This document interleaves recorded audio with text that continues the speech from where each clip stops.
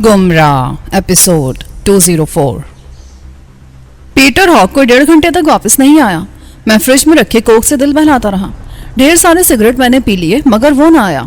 अलबत्ता कमरे के अकवी दरवाजे से अचानक ही 2 आदमी अंदर घुस आए। देखने में तो बज़ाहिर वो बहुत महज़िब मालूम होते थे। कोट पतलून में मलबूस, टाइयाँ लगी हुई, सरों पर हैट, पाँव में चमकते हुए बूट, मगर वो पुलिस वाले हरगिज दिखाई नहीं देते थे।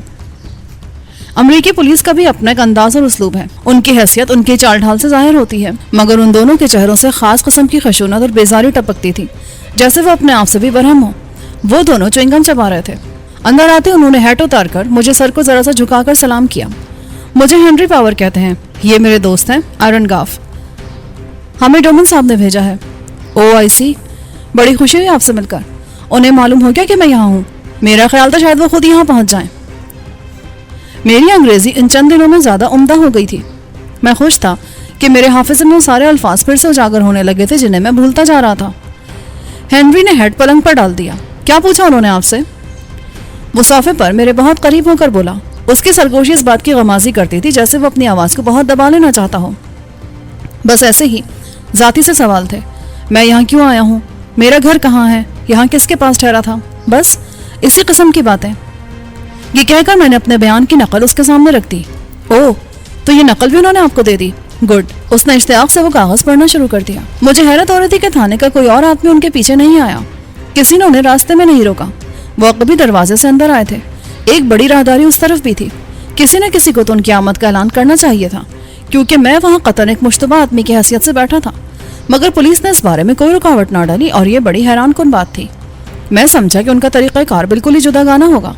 बड़ा जमहूरी मुल्क है। हर शख्स के शहरी हुकूक का वहाँ सबसे ज्यादा तहफ़्फ़ुज़ किया जाता है। इसीलिए वो लोग जहाँ चाहते हैं पहुँच जाते हैं, और मेरे मामले में भी यही हुआ होगा। गाफ, जरा तुम भी ये पढ़ लो। उसने कागज अपने दोस्त की तरफ बढ़ाया और खुद पाइप सुलगाने लगा। वो जैसे किसी गहरी सोच में डूब गया था। इसमें तो कोई खास बात नहीं है हेनरी, गाफ ने कागज को तय करके मुझे थमाते हुए कहा। हाँ, मगर बात यहीं पर खत्म नहीं होती गाफ। क्या उन्होंने आपसे किसी की जमानत के लिए भी कहा है? नहीं, ऐसी तो कोई बात नहीं। क्यों, आपको ये शुबा क्यों हुआ? मैं वैसे ही पूछ रहा हूँ। मगर असल बात यह मिस्टर गयास के पता है आपको कि आप हवाई जहाज में शदीद बीमार की हैसियत से लाए गए थे। आपके दोनों गुर्दे काम नहीं कर रहे थे और आपकी टांगें भी जख्मी थी। मुझे कुछ मालूम नहीं। ये बात आपको मालूम होनी चाहिए थी। डोमन साहब ने भी आपको बता दिया था। मदाम आलिया ने भी आपसे यही कहा था। आपको कैसे मालूम नहीं? इस बात का जिक्र इस बयान में सबसे पहले आना चाहिए था। आप कैसे कहते हैं कि आप यहाँ महज सैर सपाटे के लिए आए थे? ओ डैम इट, मैं अपनी मर्जी से यहाँ नहीं आया। और फिर सूरत हाल ऐसी थी कि मैं किसी भी तरह धुम्मन या आलिया का नाम नहीं लेना चाहता था। अपनी बीमारी का जिक्र मैंने इसलिए नहीं किया। मैं तो वापस कराची जा रहा था कि यह हादसा हो गया। मैं पहले जो कुछ कह चुका था उससे कैसे इनकार कर सकता था? आप ठीक कहते हैं मिस्टर गयास, मगर पुलिस की तफ्तीश का रुख यही होगा।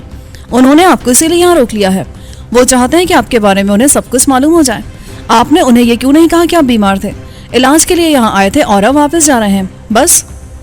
मगर अब क्या हो सकता है? मैं अपने बयान से मुनहरिफ नहीं हो सकता। आपने हमें जबरदस्त मुश्किल में फंसा दिया है। डॉक्टर डोमन और मदाम आलिया भी परेशान हो गई हैं। बात बहुत बढ़ जाएगी। ओह, मुझे इसका अंदाजा नहीं था मिस्टर हेनरी। और पता है, उस पीटर हॉक ने मुझे यहाँ एक शख्स शायर उससे बढ़ा दिया था। मेरी उससे बाकायदा लड़ाई करवा दी। वो सांड जैसा पला हुआ शराबी आदमी एकदम मुझ पर पिल पड़ा। अरे सुन रहे हैं मिस्टर गाफ, यानी इसने अपने आप को शायर से पिटवा दिया? मैं पिटा तो खैर हरगिज नहीं, उसे मैंने बेहोश कर दिया था। मगर उस लड़ाई से पीटर हॉक का असल मकसद ये जानना था कि मैंने हवाई जहाज में इतने सारे मुसल्लह आदमियों को कैसे बेबस कर दिया। वो एक अमली मुजाहरे का तकाजा कर रहा था। ओह हेल विद इट, आप बहुत ही अहमक आदमी हैं।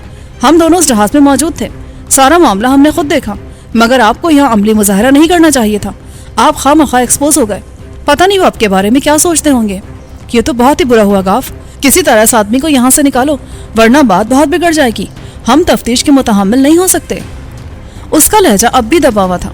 वो गाफ से सरगोशी में ही बात कर रहा था। मेरा ख्याल है हमें हॉक से मिल लेना चाहिए। नहीं, वो और ज्यादा बदसन हो जाएगा। कुछ और सोचो मिस्टर आयरन गाफ। तो फिर इस बारे में हमें फौरन डॉक्टर डोमन से मिलना चाहिए। वही बता सकते हैं कि हमें क्या करना होगा। हालात वाकई बहुत खराब हैं। मगर आपको इतनी फिक्र क्यों लाहक है मिस्टर हेनरी?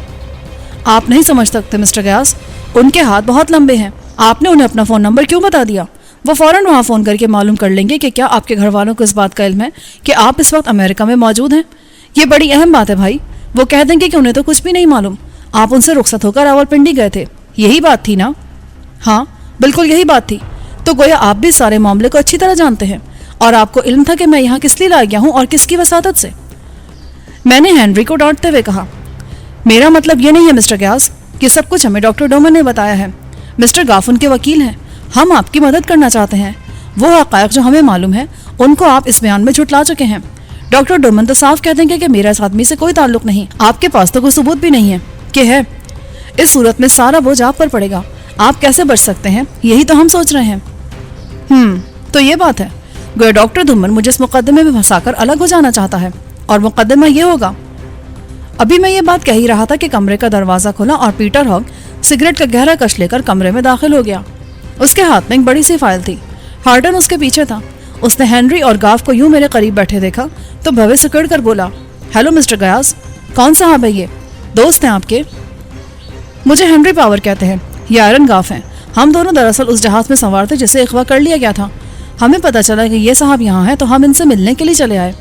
ओह, ये तो बहुत अच्छी बात है। कहाँ जा रहे थे आप उस जहाज में? हम पेरिस जा रहे थे कि यह हादसा हो गया। ये तो बहुत बहादुर आदमी है जनाब, इनका तो कोई जवाब ही नहीं। बैठे। ये कहकर वो एक कुर्सी खींचकर हमारे सोफे के सामने मेज के दूसरे जाने बैठ गया। हार्टन ने बैठना मुनासिब नहीं समझा। वो हॉक के अक़ब में खड़ा रहा, मगर मैं देख रहा था कि वो दोनों को ऐसी नज़रों से देख रहा है जैसे कह रहा हो कि अब आप तशरीफ ले जाएं। वो फाइल पर हाथ मारकर कुछ इस तरह कुर्सी पर जम कर बैठ गया जैसे वो हमारी तरफ से किसी बात का इंतजार कर रहा हो। मगर उन दोनों की बातें तो खत्म हो गई थीं। उन्हें हॉक की मौजूदगी में मुझसे कुछ नहीं कहना था। वो सूरत हाल को समझते हुए फौरन ही उठ गए। हेनरी बोला, मिस्टर ग्यास, हम दूसरे कमरे में आपका इंतजार कर रहे हैं। आप फारिग होकर आए तो हम आपको अपने घर ले जाएंगे। मेरे बीवी बच्चे आपको देखकर बहुत खुश होंगे। अखबारों में आपका कारनामा पढ़कर वो आपसे मिलने की आरजू रखते हैं। जी बहुत बेहतर, मैं ज़रूर आपके साथ चलूँगा मिस्टर हेनरी। मैंने मुसाफिर के लिए हाथ उनकी तरफ बढ़ाते हुए कहा। उस वक्त अंगूठी मेरे बाएं हाथ में थी। वो दोनों फौरन ही मुझसे हाथ में लाकर बाहर निकल गए तो हॉक ने हार्टन को इशारा किया कि वो बैठ जाए। हाँ तो मिस्टर ग्यास, मैंने आपके बारे में सारी तफ्तीश मुकम्मल कर ली है, मगर मुझे हैरत है कि आपने इतनी गलत बयानी से काम क्यों लिया है। क्या मतलब? मैं समझा नहीं मिस्टर हॉक। आप मुझे मेरे काम का ये सलाह दे रहे हैं? मैंने आपका जहाज़ अगवा होने से बचा लिया और आप मेरे बारे में तफ्तीश करते फिर रहे हैं। मैंने गोया कोई गुनाह कर लिया? मेरा कसूर क्या है आखिर? मैंने एकदम अपनी आवाज़ में मुनासिब घनगरज पैदा करते हुए कहा। वो बड़े गौर से मेरे चेहरे को देख रहा था। नाराज़ ना हो मिस्टर गयास अहमद, हम दरअसल ये मालूम करना चाहते थे कि आप यहाँ किन हालात में आए और इतनी जल्दी वापस क्यों जा रहे हैं, क्योंकि आप कोई मामूली आदमी नहीं है। आपने एक जहाज़ को अगवा होने से बचाया है। आपके बारे में हमारी दिलचस्पी बिल्कुल फितरी बात है। क्या मैं गलत कह रहा हूँ? मैं कतन कोई गैर मामूली आदमी नहीं हूँ। मैं एक आम इंसान हूँ। अपने ज़ाती तहफ़्फ़ुज़ के लिए अगर मैं कोई गुर जानता हूँ तो इसका मतलब ये नहीं कि आप मुझे थाने में रोक लें, मेरे बारे में तफ्तीश करने लगें। मुझे आप यहाँ से निकलने क्यों नहीं देते? ये किस्सा क्या है मिस्टर हार्टन? क्या आप मुझे इसीलिए यहाँ लाए थे? मेरा ख्याल है मैं अपना फ़र्ज़ ही अदा कर रहा हूँ और खिलाफ़ कायदा इसमें कोई बात नहीं है कि है। हमारे लिए आप नहायत ही काबिल एहतराम आदमी हैं। अच्छा एहतराम करें आप मेरा। 3 घंटे से मैं यहाँ बैठा हूँ, कोई हद है ज़्यादती की? वैसे एक बात है मिस्टर गयास, आप अंग्रेज़ी बहुत अच्छी बोल लेते हैं, हालांकि ये आपकी मादरी ज़ुबान नहीं है। बहुत ज़हीन आदमी हैं आप। हॉक ने बड़ी फराखदिली से मेरी ज़ुबानदानी का एतराफ़ करते हुए कहा, मगर मुझ पर उसका उल्टा असर हुआ। मेरा दिल चाहता था कि मैं उन दोनों को कोई ज़बरदस्त पुरवेश किस्म की गाली दूँ। उन फितना परदाजों ने पता नहीं उस फाइल में मेरे खिलाफ क्या कुछ जमा कर लिया था। आप ये बताएं कि यहाँ सैर करने के लिए आए थे या कोई और काम था? सच सच बताएं आप। झूठ एक बहादुर आदमी को जेब नहीं देता। उस सवाल में बड़े राज पिन्हा थे। वो बिलवास्ता तौर पर मेरी और धुम्मन की गर्दन पर अपना रस्सा मजबूत कर रहे थे। मैं अगर उस इब्लीस का नाम ले देता तो फिर सारी बात खुलकर सामने आ जाती और ना मैं अपना दिफा कर सकता और ना धुम्मन। मगर जो सबूत उसके पास मौजूद थे उनके बारे में मुझे कोई इल्म ना था और फाइल अभी तक बंद पड़ी थी। बताएं ना कि आप अमेरिका किस लिए आए थे आखिर? मैंने अपने बयान में आपको सब कुछ बता दिया है और वो सब का सब झूठ है। ये आप कैसे कह सकते हैं? इसलिए कि जब आप यहाँ उतरे 4 मई को तो उस वक्त आप शदीद बीमार की हैसियत से उतरे। कोई नर्स या लेडी डॉक्टर मिस हैरिसन आपके साथ थी।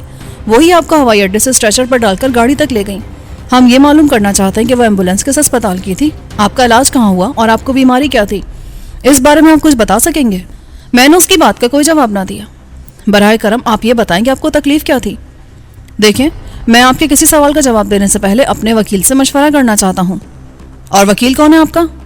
अभी तो कोई भी नहीं है। फिर क्या सोचा आपने? हॉक का लहजा अब भी बहुत नर्म और मुहसिब था। वो कतन तैश में ना आया। मेरा ख्याल है ये साहब जो अभी यहाँ मौजूद थे, आयरन गाफ, ये वकील हैं। میں ان سے مشورہ کر سکتا ہوں. ضرور مشورہ کریں, میں آپ کو روک نہیں سکتا. اگر آپ ان کے ساتھ جانا چاہیں تو انہیں آپ کی ضمانت دینا ہوگی تاکہ ہم دوبارہ ضرورت پڑنے پر آپ سے مل سکیں. ٹھیک ہے نا, یہ بہت ضروری ہے.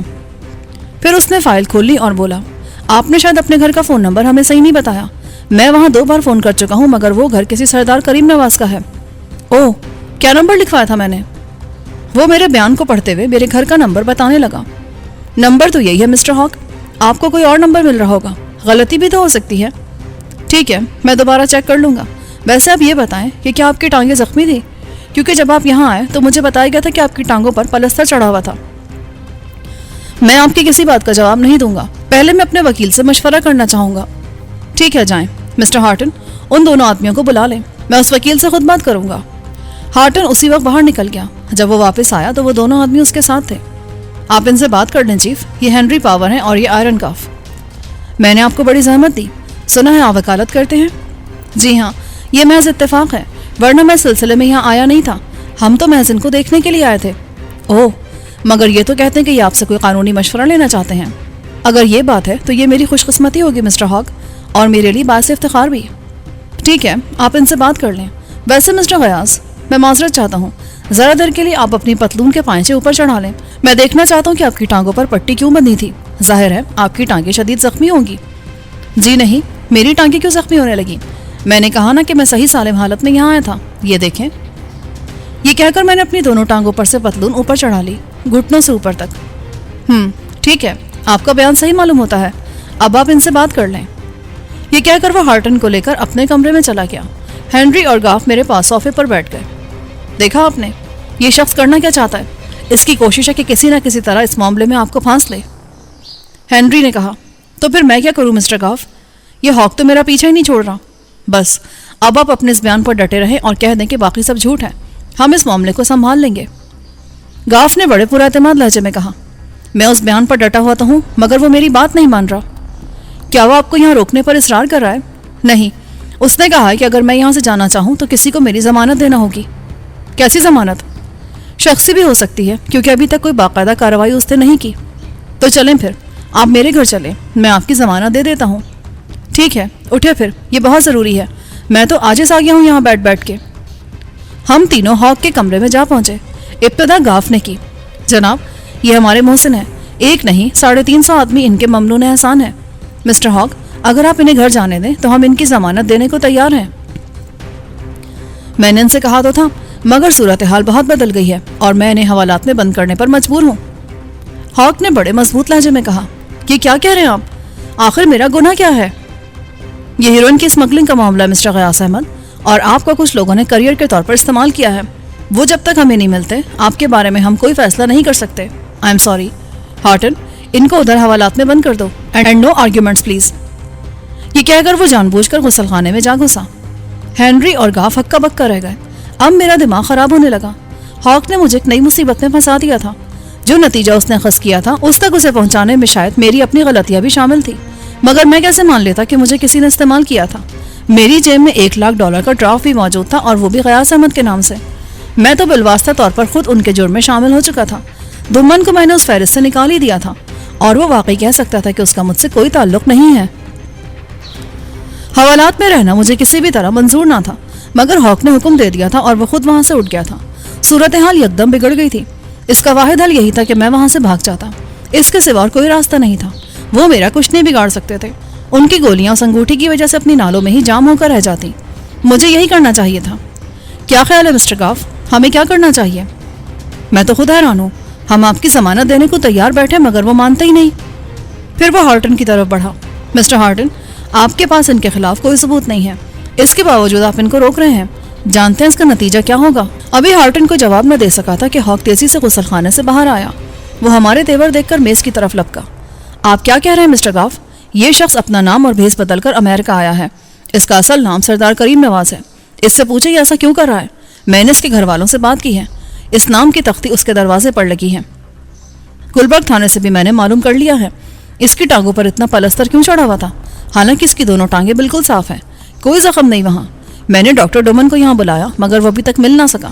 جب تک ان سب باتوں کا فیصلہ نہیں ہو جاتا میں اسے جانے نہیں دوں گا. میرا خیال ہے کہ پلستر کے نیچے ہیروئن بند کی گئی تھی. مگر اس کے بارے میں یہ کچھ نہیں بتاتا. آخر یہ سب ہے کیا؟ اس کی تلاشی لو ہارٹن. تم نے ابھی تک یہ کام نہیں کیا. ہارٹن نے یہ بات سنتے مجھے سیدھا کھڑا رہنے کا حکم دیا. میں اس کے ہاتھ نہیں روک سکتا تھا. اس نے میرے پاس سے سگریٹ، ماچس، پاسپورٹ، ٹکٹ، کچھ نوٹ، گھڑی، انگوٹھی اور وہ ڈرافٹ برآمد کر کے میز پر رکھ دیا. اوہ، تو یہ بات ہے. یہ ڈرافٹ دیکھ رہے ہیں مسٹر گاف؟ یہ $1,00,000 کا ڈرافٹ ہے. یہ اس کے پاس کہاں سے آیا؟ کس بات کا انعام دیا گیا اسے؟ مجھے بتاؤ، یہ کس خدمت کا معاوضہ ملا ہے تمہیں؟ تم ہمیں فریب دے رہے ہو، مسلسل جھوٹ بول رہے ہو. اس BOAC تیاری کی بات چھوڑیں، وہ بالکل الگ مسئلہ ہے. یہ بتاؤ کہ یہ ڈرافٹ تمہیں کس نے دیا؟ یہ تمہارے نام ہے. میں گنگ ہو کر رہ گیا. ہینری اور گاف بھی چپ سادے کھڑے تھے. مجھے بتاؤ کہ یہ قصہ کیا ہے. کوئی نیا جھوٹ گھڑ لو، کوئی نئی کہانی سنا دو. یہ ڈرافٹ اس بات کا ثبوت ہے کہ تم نے کسی کی کوئی ایسی ہی خدمت سر انجام دی ہے جس کا معاوضہ تمہیں اس ڈرافٹ کی صورت میں ملا ہے. دیکھیے، یہ میرا قطعاً ذاتی معاملہ ہے. یہ ڈرافٹ یہاں موجود ہے. آپ ثابت کریں کہ اسے میرے پاس کیوں نہیں ہونا چاہیے. یہ میرا اپنا روپیہ ہے. مگر کیسے؟ کیا کام کیا تم نے جس کا تمہیں یہ معاوضہ ملا ہے؟ کہاں سے آیا روپیہ تمہارے پاس؟ میں اس کے بارے میں کچھ نہیں بتاؤں گا. جو کچھ آپ کر سکتے ہیں کر لیں. آئی ایم سوری مسٹر ہاک کہ ہم نے بلا وجہ آپ کے کام میں مداخلت کی. ہو سکتا ہے آپ کا خیال درست ہو. ہمیں اجازت دیں، ہم تو محض انہیں دیکھنے آ گئے تھے. آپ کا پتہ میرے پاس موجود ہے مسٹر گاف. کوئی خاص بات ہوئی تو میں آپ کو بلوا لوں گا. Good bye. گاف مجھ سے نظریں ملائے بغیر تیزی سے ہنری کو ساتھ لے کر باہر نکل گیا. میں نے اپنے منصوبے پر عمل کرنے میں بہت دیر کر دی تھی. وہ میرا کچھ نہیں بگاڑ سکتے تھے، مگر اب میں کچھ بھی نہیں کر سکتا تھا. صورتحال بالکل بدل کر رہ گئی تھی. ہاک کو جو مجھ سے تھوڑی بہت ہمدردی تھی وہ بھی ختم ہو گئی تھی، ورنہ اس کا رویہ میرے ساتھ بہت ہی شریفانہ تھا. وہ بات بات پر مجھے آپ کہہ کر بلاتا تھا، مگر ایک دم وہ اب تو اور تم پر آ گیا تھا. ہارٹن کا بھی یہی حال تھا. بیٹھ جاؤ اور مجھے ساری بات تفصیل سے بتاؤ. آخر وہ کون لوگ ہیں جن کو تم چھپا رہے ہو؟ اس سے تمہیں کیا فائدہ ہوگا؟ مجھے آپ کے کسی سوال کا جواب نہیں دینا. آپ جو جی چاہے کریں، مگر مجھے یہ انگوٹھی دے دیں. یہ میرے پیر صاحب نے مجھے دی تھی اور میں اس کو ہر حال میں اپنے پاس رکھنا چاہتا ہوں. پیر؟ واٹ پیر؟ میں سمجھ نہیں سکا. مائی اسپرچل گائیڈ، میرے پیر صاحب. او ڈیم اٹ، میں ایسی باتوں پر یقین نہیں رکھتا. ہارٹن، ذرا چائے کے لیے کہو. آپ کی یہ تمام چیزیں میرے پاس امانت ہیں. یہ کہہ کر اس نے ان کی تفصیل فائل میں لکھ لی. سگریٹ اور ماچس اس نے مجھے لوٹا دیے. پھر وہ میز پر میری طرف جھک کر بولا، ان سے تم نے ڈرافٹ کیوں لیا؟ یہ ادائیگی پاکستان میں بھی تو ہو سکتی تھی. وہ یوں مسکرا رہا تھا جیسے میرے سارے راز کو اچھی طرح سمجھ گیا ہو. ابھی تک اس نے قطعاً کسی قسم کا اضطراب ظاہر نہیں کیا تھا، نہ گالی گلوچ پر اترا تھا. یہ اس کی تربیت کا حصہ تھا. وہ کسی بھی حالت میں حوصلہ نہیں ہارتا تھا اور اسے غصہ بھی بہت کم آتا تھا. میں نے نقد رقم ادا کر کے یہ ڈرافٹ بنوایا تھا اور وہ میری اپنی رقم تھی. راستے کے کسی بکھیڑے سے بچنے کے لیے میں نے ڈرافٹ کو مناسب جانا تھا. بینک آپ خود گئے تھے ڈرافٹ بنوانے کے لیے یا آپ کا کوئی دوست کیا تھا؟ یہ ایک بہت ہی کٹھن سوال تھا. میں نے کسی امریکی بینک کی شکل بھی نہیں دیکھی تھی اور کسی کا نام بھی نہیں لینا چاہتا تھا. دھمن نے میرے لیے زبردست مشکل پیدا کر دی تھی. اس سے کیا فرق پڑتا ہے؟ بہت فرق پڑتا ہے مسٹر غیاث احمد. بہرحال میں تمہارے بارے میں مزید تفتیش کروں گا، پھر سارے ثبوت تمہارے سامنے رکھ کر تم سے بات ہوگی. جب تک کے لیے خدا حافظ. اتنے میں ہارٹن واپس آ گیا. اسے ادھر حوالات میں بند کر دے مسٹر ہارٹن اور پھر میرے پاس آئیں. انگوٹھی اور میری تمام دوسری چیزیں اس نے بڑی احتیاط سے دراز میں رکھ لیں. پھر کیا خیال ہے، یہ انگوٹھی نہیں دیں گے آپ؟ نہیں، اگر آپ بے قصور نکلے تو میں بڑی معذرت کے ساتھ یہ آپ کو واپس دے دوں گا، ورنہ سزا کاٹنے کے بعد لے لیں. ہو سکتا ہے آپ کو ادھر 8-10 سال رہنا پڑے. میں کچھ کہہ نہیں سکتا، حالات بہرحال ایسے ہی ہیں. ہارٹن کو قطعی توقع نہ تھی کہ صورتحال اتنی سنگین ہو جائے گی. وہ تو مجھے بڑے شوق سے دیکھنے دکھانے کے لیے تھانے لایا تھا، مگر ہاک نے سارا معاملے خراب کر دیا تھا.